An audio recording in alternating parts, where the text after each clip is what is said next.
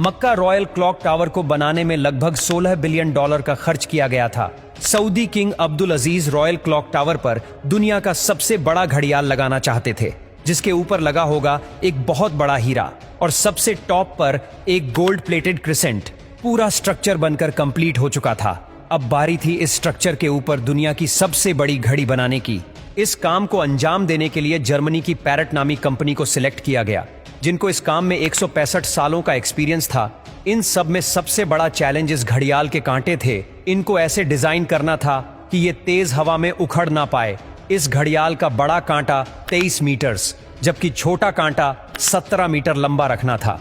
यूं समझ ले कि बड़े कांटे को अगर सीधा खड़ा किया जाए तो ये ऊंचाई में 5 स्टोरी बिल्डिंग का मुकाबला कर सकता है।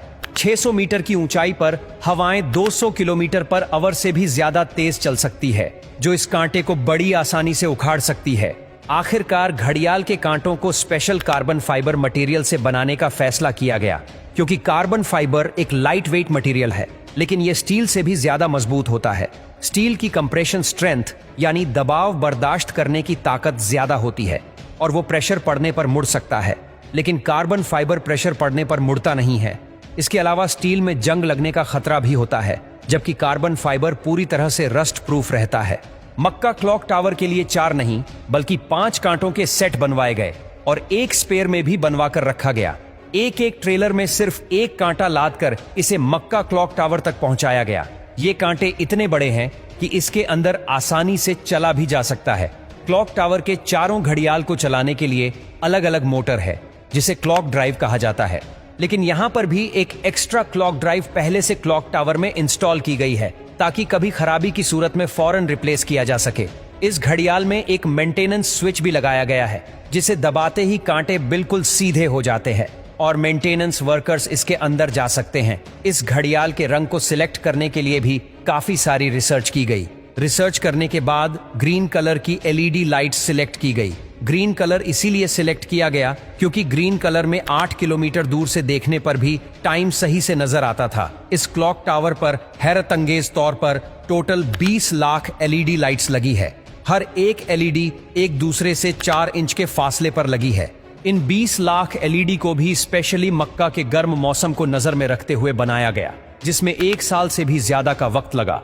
अब बारी थी मक्का क्लॉक टावर के सबसे मुश्किल लेकिन खूबसूरत पार्ट को बनाने की।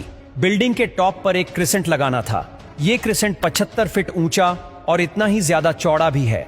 लाइट वेट रखने के लिए इसे फाइबर ग्लास और कार्बन फाइबर को मिक्स करके बनाया गया, पर फिर भी इसका टोटल वजन 35 टन के करीब है। क्रिसेंट और घड़ियाल के ऊपर हीरे को बनाने की जिम्मेदारी जर्मन कंपनी रीवा को दी गई।